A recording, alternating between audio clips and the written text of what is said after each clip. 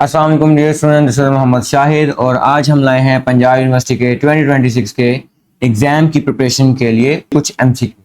आज के जो एमसीक्यूज हैं वो हमने जो पंजाब यूनिवर्सिटी का जिस तरह से उसका टेस्ट बनाने का स्टाइल है, हमने उस तरह के एमसीक्यूज यहाँ पे डाले हुए हैं। तो अगर आप लोग तैयारी कर रहे हैं तो आपने यहाँ पे अपना स्कोर काउंट करना है कि आपने कितना स्कोर किया आउट ऑफ 10 या आउट ऑफ 9 जितने भी एमसीक्यूज होंगे उससे, और साथ हमें कमेंट सेक्शन में बताना भी है। तो चलिए स्टार्ट करते हैं। पहला MCQ, the rate of change of the angular momentum is called. अब यहाँ पे गौर करना है, जो वर्ड दिया गया है ये एंगुलर मोमेंटम है, लीनियर मोमेंटम नहीं है। तो लीनियर मोमेंटम के साथ जो रिलेशन होता है वो delta P divide by delta T is equal to force होता है। ठीक है, ये लीनियर के साथ रिलेशन है। और अगर हम फोर्स की एंगुलर वर्जन को देखें तो वो टॉर्क के बारे में होता है, यानी टॉर्क जो है वो फोर्स का एंगुलर वर्जन है।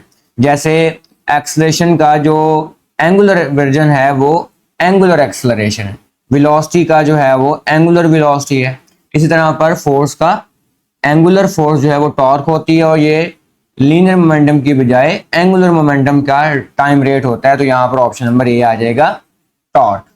नेक्स्ट एमसीक्यू है, velocity time graph is straight line with time axis. अब ये एमसीक्यू दो तरह से बन सकता है कि कभी वो टाइम एक्सिस को मेंशन नहीं भी करेगा और कहेगा स्ट्रेट लाइन। तो अगर तो वो टाइम एक्सिस को मेंशन नहीं कर रहा, तब जो स्ट्रेट लाइन की बात करनी है आपने, वो स्ट्रेट लाइन इस तरह से होगी, इनक्लाइंड लाइन आएगी जब टाइम एक्सिस का जिक्र नहीं करें। अगर वो कह रहे हैं कि टाइम एक्सिस के साथ, तो एक्स एक्सिस में टाइम एक्सिस कहलाता है और वर्टिकली जो है वेलोसिटी आती है, स्ट्रेट लाइन बनानी है। तो अब जो ग्राफ इसमें आना है ये कुछ इस तरह से आएगा। ठीक है, ये स्ट्रेट लाइन है टाइम एक्सिस के लिहाज से। तो कहते हैं एक्सेलेरेशन क्या होगा, क्योंकि हम देख रहे हैं कि यहाँ पर वेलोसिटी जो है वो ऑब्जेक्ट की फिक्स है, और जब वेलोसिटी फिक्स हो जाती है तो एक्सेलरेशन उसका हो जाता है zero. No change in acceleration, यानी नो चेंज ना कहें, no change in velocity mean no acceleration. तो ऑप्शन नंबर सी आ जाएगा, जीरो। अगर इसकी बात करते हैं तो यहाँ पर जो स्लोप है इंक्रीज हो रही है, तो इसके लिहाज से यहाँ पर पॉजिटिव एक्सेलरेशन आ जाएगा। तो ये बात आपने याद रखनी है।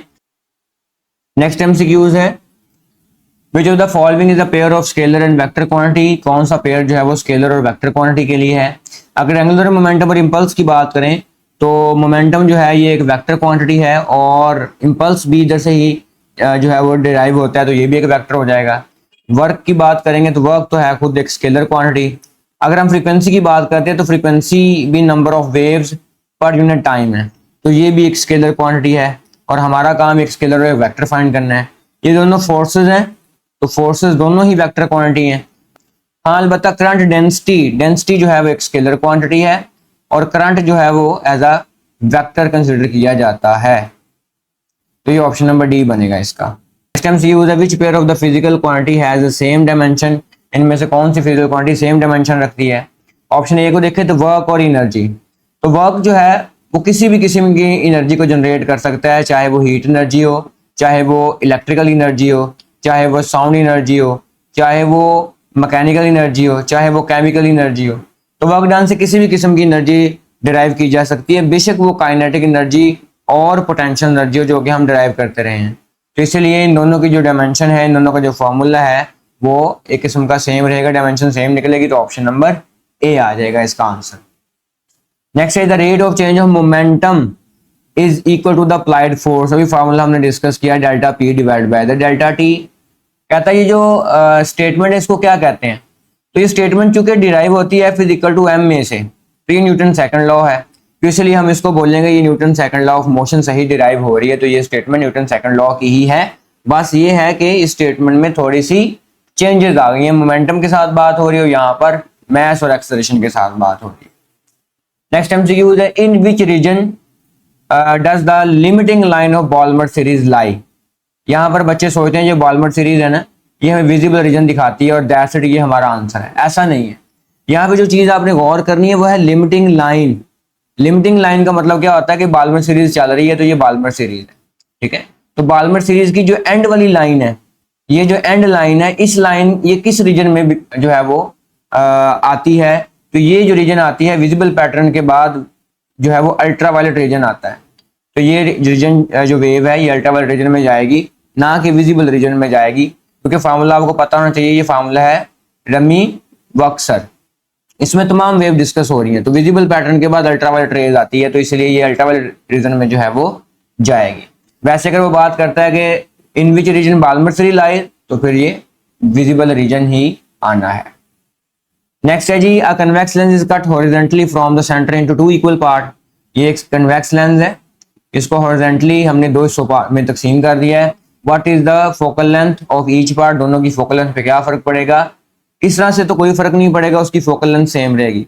हाँ अलबत्ता अगर आपके पास एक कन्वेक्स लेंस है, उसको आपने वर्टिकली कट कर दिया है, ठीक है, इस तरह से, तो अब फ्रीक्वेंसी जो है वो रेडियस के साथ जो उसका इन्वर्स रिलेशन है। तो अब आप देख रहे हैं कि इसकी जो थिकनेस है पहले से कम हो गई है, तो जो फ्रीक्वेंसी है सॉरी जो उसकी फोकल लेंथ होगी वो पहले से ज्यादा हो जाएगी। तो आप कह सकते हैं कि उसको फर्क पड़ेगा, लेकिन हॉरिजॉन्टली कट करेंगे तो कोई फर्क नहीं पड़ेगा फोकल लेंथ के ऊपर। नेक्स्ट एमसीक्यू है ji, a car is moving in 3 hour and 20 minutes and cover distance of 300 kilometre. तो उसने टाइम बता दिया है जो कि 3 आवर और 20 मिनट्स हैं। अगर डिस्टेंस की बात करें तो डिस्टेंस है 300 किलोमीटर। फिर कहता है इनटू 2 आवर्स, ये 2 आवर्स एंड 80 मिनट्स हैं, तो दूसरा टाइम ले दिया उसने 2 आवर्स और 80 मिनट्स। फिर कहते हैं कवर डिस्टेंस ऑफ 280 किलोमीटर, जो डिस्टेंस कवर कर रहा है, बेशक एस से लिख लें डी से लिख लें, ये 280 ऑफ किलोमीटर है। गिव द एवरेज स्पीड, हमने इसकी एवरेज स्पीड बतानी है और वैल्यू बतानी है किलोमीटर पर आवर के अंदर। जब किलोमीटर पर आवर में बतानी है तो फिर ये सारा टाइम हमें आर में एक बार ही ले लेना चाहिए। ये सारा डिस्टेंस ऑलरेडी किलोमीटर के अंदर है, तो जब मैं टोटल डिस्टेंस करता हूं तो ये बनेगा 580 किलोमीटर। क्योंकि हमें दो डिस्टेंस और दो टाइम दिए हुए हैं, तो जो एवरेज वेलोसिटी का फार्मूला होगा वो क्या हो जाएगा कि total distance divide by the total time. तो टोटल डिस्टेंस तो हो गया 580 किलोमीटर। टोटल टाइम की बात करें तो अगर हम इन दोनों को ऐड करते हैं 20 और 80 को, तो ये बन जाएगा 100 मिनट और ये बन जाएंगे 5 आवर्स। तो इसमें से अगर मैं निकाल लेता हूँ 40, तो ये 60 प्लस 40 करता हूँ, यानी इसको कन्वर्ट कर लें अगर हम, तो ये बन जाएगा 6 आवर्स एंड 40 मिनट्स। और अगर 40 मिनट्स को हमने आवर में कन्वर्ट करना है तो डिवाइड बाय इसको कर दें 60 के साथ, तो 0 से 0 कैंसिल हो जाएगा, 4 1 द 4 4 2 2 2 द 4 2 3 द, इन दोनों को डिवाइड करेंगे 2.2/3 को, तो ये बन जाएगा कोई 0.6, तो ये 6.6 जो है वो आवर्स बन जाएंगे और डिवाइड बाय 6.6 कर दें। हमें पता है कि अब ये जो 6.6 है, अगर ये 60 होता तो 6 9 द 54 होता, और ये 6.6 है तो ये 90 के करीब तो नहीं आंसर जाएगा, तो 87 के करीब आंसर आ जाएगा। तो ये ऑप्शन नंबर सी बन जाएगा।